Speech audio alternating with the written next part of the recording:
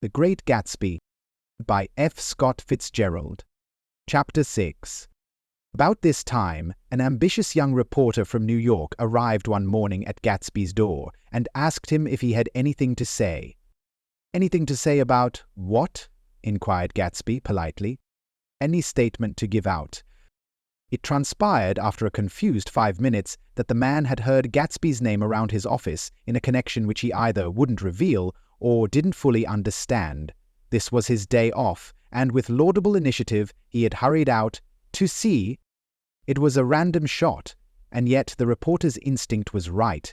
Gatsby's notoriety, spread about by the hundreds who had accepted his hospitality and so become authorities upon his past, had increased all summer until he fell just short of being news.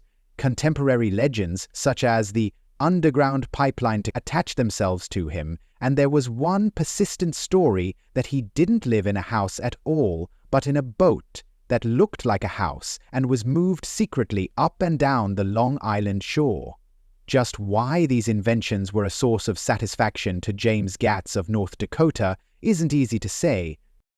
James Gatz. That was really, or at least legally, his name. He had changed it at the age of 17, and at the specific moment that witnessed the beginning of his career, when he saw Dan Cody's yacht drop anchor over the most insidious flat on Lake Superior. It was James Gatz who had been loafing along the beach that afternoon in a torn green jersey and a pair of canvas pants. But it was already J. Gatsby who borrowed a rowboat, pulled out to the Tuolumne, and informed Cody that a wind might catch him and break him up in half an hour. I suppose he'd had the name ready for a long time, even then. His parents were shiftless and unsuccessful farm people. His imagination had never really accepted them as his parents at all. The truth was that J. Gatsby of West Egg, Long Island, sprang from his platonic conception of himself. He was a son of God, a phrase which, if it means anything, means just that, and he must be about his father's business, the service of a vast, vulgar, and meretricious beauty.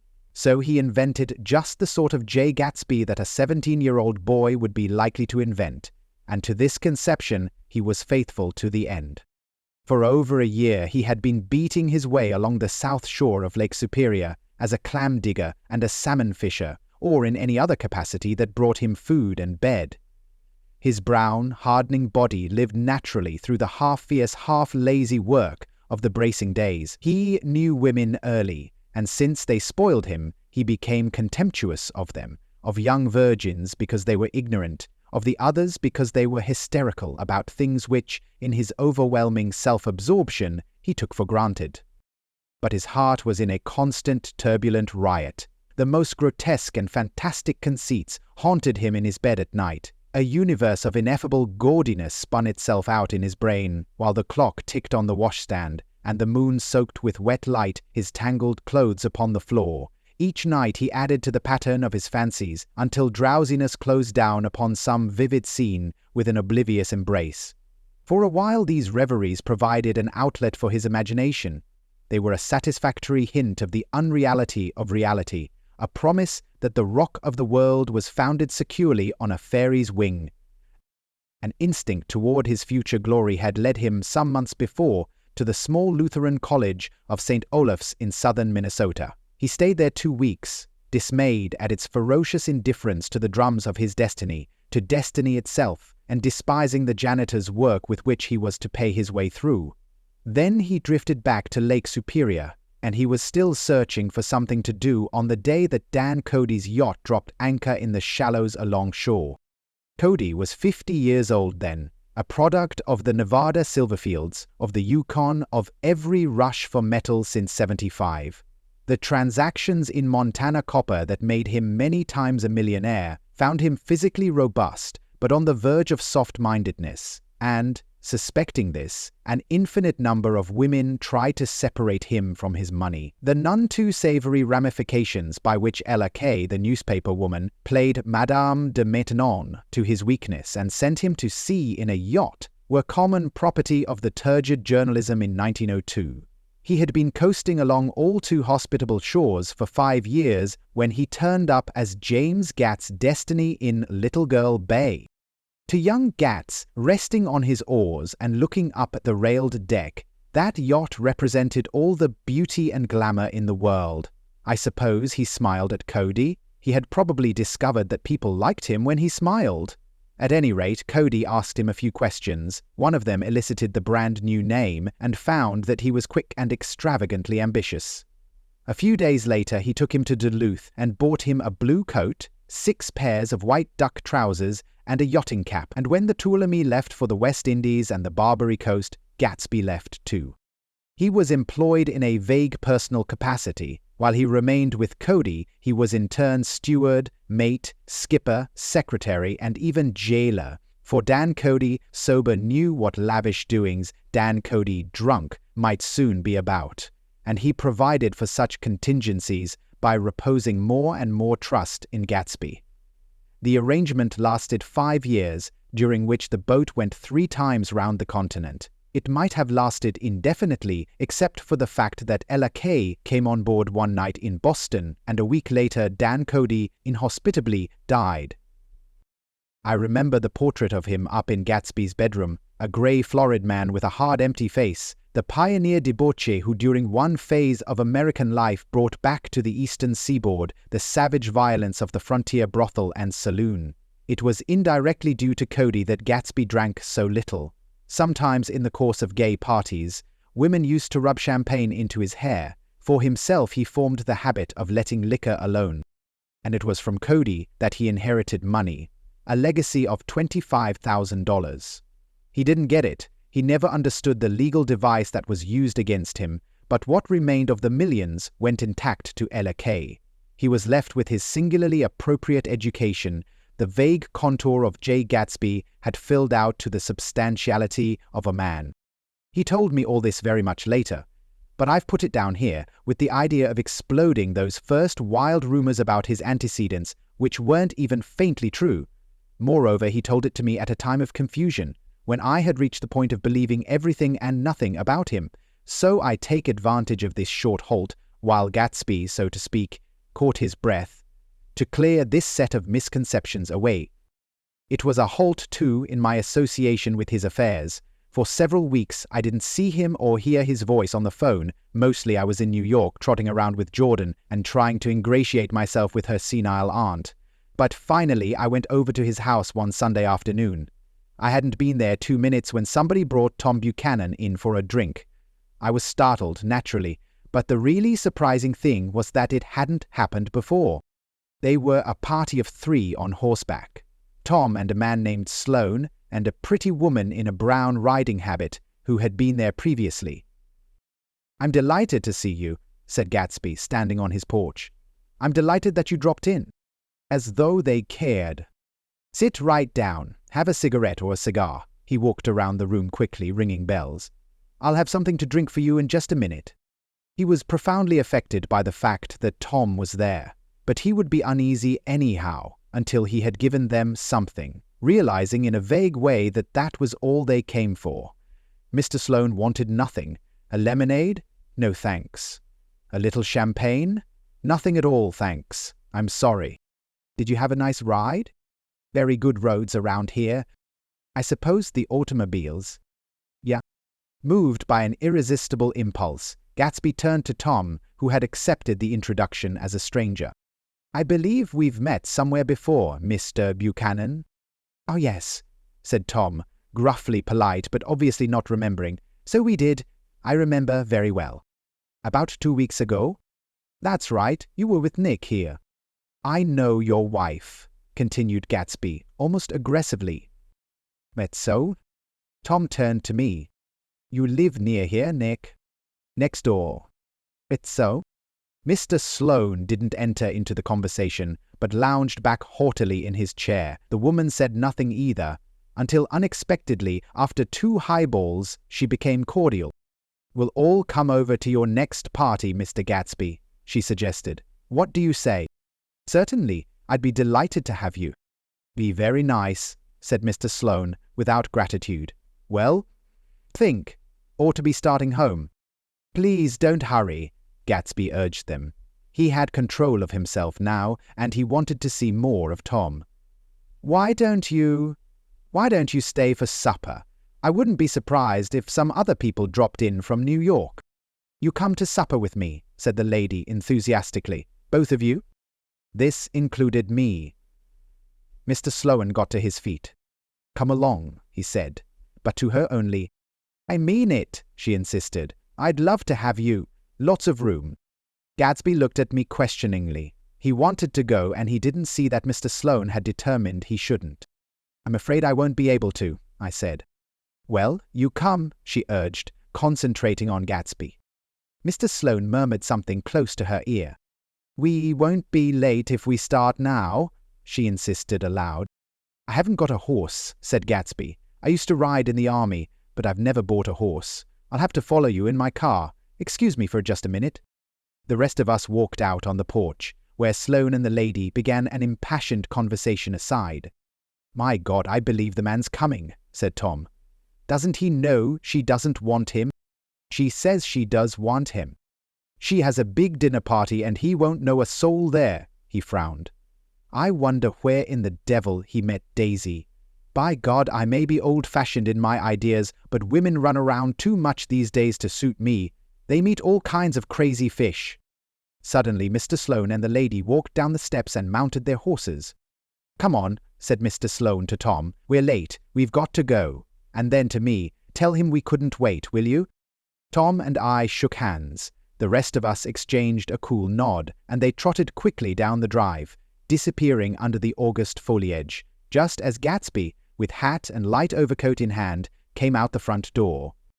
Tom was evidently perturbed at Daisy's running around alone, for on the following Saturday night he came with her to Gatsby's party. Perhaps his presence gave the evening its peculiar quality of oppressiveness.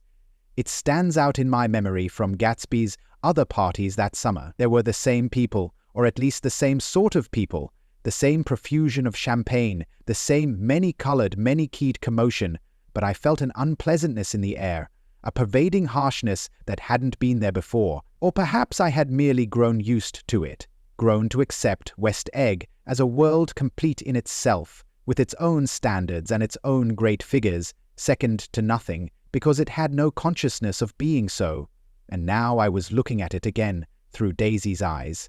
It is invariably saddening to look through new eyes at things upon which you have expended your own powers of adjustment. They arrived at twilight, and, as we strolled out among the sparkling hundreds, Daisy's voice was playing murmurous tricks in her throat. These things excite me so, she whispered. If you want to kiss me any time during the evening, Nick, just let me know, and I'll be glad to arrange it for you. Just mention my name, or present a green card. I'm giving out green. Look around, suggested Gatsby. I'm looking around. I'm having a marvelous. You must see the faces of many people you've heard about. Tom's arrogant eyes roamed the crowd. We don't go around very much, he said. In fact, I was just thinking, I don't know a soul here. Perhaps you know that lady. Gatsby indicated a gorgeous, scarcely human orchid of a woman who sat in state under a white plum tree. Tom and Daisy stared with that peculiarly unreal feeling that accompanies the recognition of a hitherto ghostly celebrity of the movies. She's lovely, said Daisy. The man bending over her is her director. He took them ceremoniously from group to group. Mrs. Buchanan and Mr. Buchanan. After an instant's hesitation, he added, the polo player. Oh no, objected Tom quickly, not me. But evidently the sound of it pleased Gatsby, for Tom remained the polo player for the rest of the evening. I've never met so many celebrities, Daisy exclaimed. I liked that man, what was his name, with the sort of blue nose? Gatsby identified him, adding that he was a small producer. Well, I liked him anyhow. I'd a little rather not be the polo player, said Tom pleasantly. I'd rather look at all these famous people in oblivion. Daisy and Gatsby danced. I remember being surprised by his graceful conservative foxtrot. I had never seen him dance before. Then they sauntered over to my house and sat on the steps for half an hour, while, at her request, I remained watchfully in the garden. In case there's a fire or a flood, she explained, or any act of God. Tom appeared from his oblivion as we were sitting down to supper together. "Do you mind if I eat with some people over here?" he said. "A fellow's getting off some funny stuff." "Go ahead," answered Daisy genially, "and if you want to take down any addresses, here's my little gold pencil." She looked around after a moment and told me the girl was common but pretty, and I knew that, except for the half hour she'd been alone with Gatsby, she wasn't having a good time. We were at a particularly tipsy table. That was my fault. Gatsby had been called to the phone, and I'd enjoyed these same people only 2 weeks before, but what had amused me then turned septic on the air now. "How do you feel, Miss Baedeker?" The girl addressed was trying, unsuccessfully, to slump against my shoulder. At this inquiry she sat up and opened her eyes. "Well," a massive and lethargic woman, who had been urging Daisy to play golf with her at the local club tomorrow, spoke in Miss Baedeker's defense. "Oh, she's all right now. When she's had 5 or 6 cocktails, she always starts screaming like that. I tell her she ought to leave it alone." "I do leave it alone," affirmed the accused, hollowly.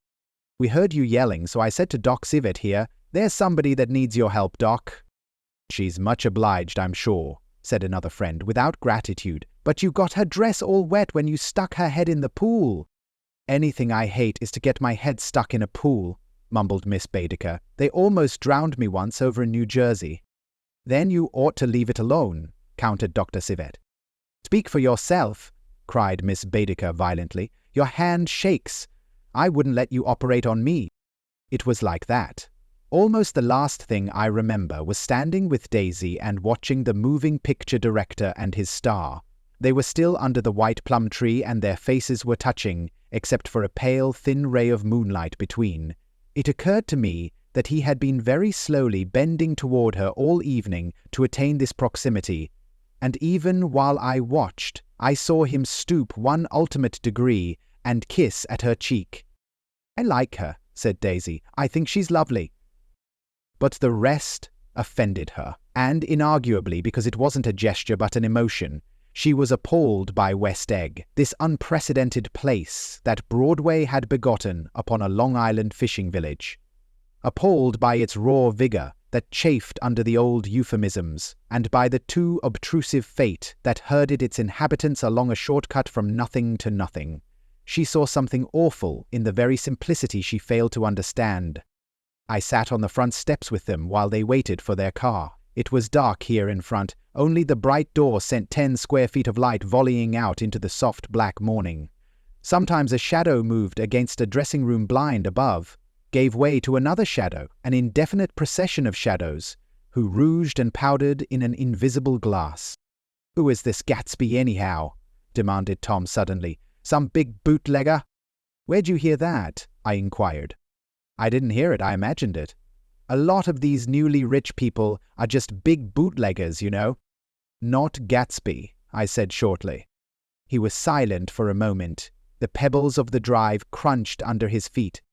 Well, he certainly must have strained himself to get this menagerie together. A breeze stirred the grey haze of Daisy's fur collar. "At least they are more interesting than the people we know," she said with an effort. "You didn't look so interested." "Well, I was." Tom laughed and turned to me. "Did you notice Daisy's face when that girl asked her to put her under a cold shower?" Daisy began to sing, with the music in a husky, rhythmic whisper, bringing out a meaning in each word that it had never had before and would never have again. When the melody rose, her voice broke up sweetly following it, in a way contralto voices have, and each change tipped out a little of her warm human magic upon the air. "Lots of people come who haven't been invited," she said suddenly. "That girl hadn't been invited. They simply force their way in, and he's too polite to object." "I'd like to know who he is and what he does," insisted Tom, "and I think I'll make a point of finding out." "I can tell you right now," she answered. "He owned some drugstores, a lot of drugstores. He built them up himself." The dilatory limousine came rolling up the drive. "Good night, Nick," said Daisy. Her glance left me and sought the lighted top of the steps, where 3 o'clock in the morning, a neat, sad little waltz of that year was drifting out the open door. After all, in the very casualness of Gatsby's party, there were romantic possibilities totally absent from her world. What was it up there in the song that seemed to be calling her back inside? What would happen now in the dim, incalculable hours? Perhaps some unbelievable guest would arrive, a person infinitely rare and to be marveled at, some authentically radiant young girl who, with one fresh glance at Gatsby, one moment of magical encounter, would blot out those 5 years of unwavering devotion. I stayed late that night. Gatsby asked me to wait until he was free, and I lingered in the garden until the inevitable swimming party had run up, chilled and exalted from the black beach, until the lights were extinguished in the guest rooms overhead. When he came down the steps at last, the tanned skin was drawn unusually tight on his face, and his eyes were bright and tired. "She didn't like it?" he said immediately. "Of course she did." "And she didn't like it?" he insisted. "She didn't have a good time?" He was silent, and I guessed at his unutterable depression. "I feel far away from her," he said. "It's hard to make her understand." "You mean about the dance?" "The dance?" He dismissed all the dances he had given with a snap of his fingers. "Old sport, the dance is unimportant." He wanted nothing less of Daisy than that she should go to Tom and say, "I never loved you." After she had obliterated 4 years with that sentence, they could decide upon the more practical measures to be taken. One of them was that, after she was free, they were to go back to Louisville and be married from her house, just as if it were 5 years ago. "And she doesn't understand," he said. "She used to be able to understand. We'd sit for hours." He broke off and began to walk up and down a desolate path of fruit rinds and discarded favors and crushed flowers. "I wouldn't ask too much of her," I ventured. "You can't repeat the past." "Can't repeat the past?" he cried incredulously. "Why, of course you can." He looked around him wildly, as if the past were lurking here in the shadow of his house, just out of reach of his hand. "I'm going to fix everything just the way it was before," he said, nodding determinedly. "She'll see." He talked a lot about the past, and I gathered that he wanted to recover something, some idea of himself perhaps, that had gone into loving Daisy. His life had been confused and disordered since then, but if he could once return to a certain starting place and go over it all slowly, he could find out what that thing was. One autumn night, 5 years before, they had been walking down the street when the leaves were falling, and they came to a place where there were no trees and the sidewalk was white with moonlight. They stopped here and turned toward each other. Now it was a cool night with that mysterious excitement in it which comes at the 2 changes of the year. The quiet lights in the houses were humming out into the darkness, and there was a stir and bustle among the stars. Out of the corner of his eye, Gatsby saw that the blocks of the sidewalks really formed a ladder and mounted to a secret place above the trees. He could climb to it if he climbed alone, and once there he could suck on the pap of life, gulp down the incomparable milk of wonder. His heart beat faster as Daisy's white face came up to his own. He knew that when he kissed this girl and forever wed his unutterable visions to her perishable breath, his mind would never romp again like the mind of God. So he waited, listening for a moment longer to the tuning fork that had been struck upon a star. Then he kissed her. At his lips' touch, she blossomed for him like a flower, and the incarnation was complete. Through all he said, even through his appalling sentimentality, I was reminded of something, an elusive rhythm, a fragment of lost words that I had heard somewhere a long time ago. For a moment, a phrase tried to take shape in my mouth, and my lips parted like a dumb man's, as though there was more struggling upon them than a wisp of startled air. But they made no sound, and what I had almost remembered was uncommunicable forever.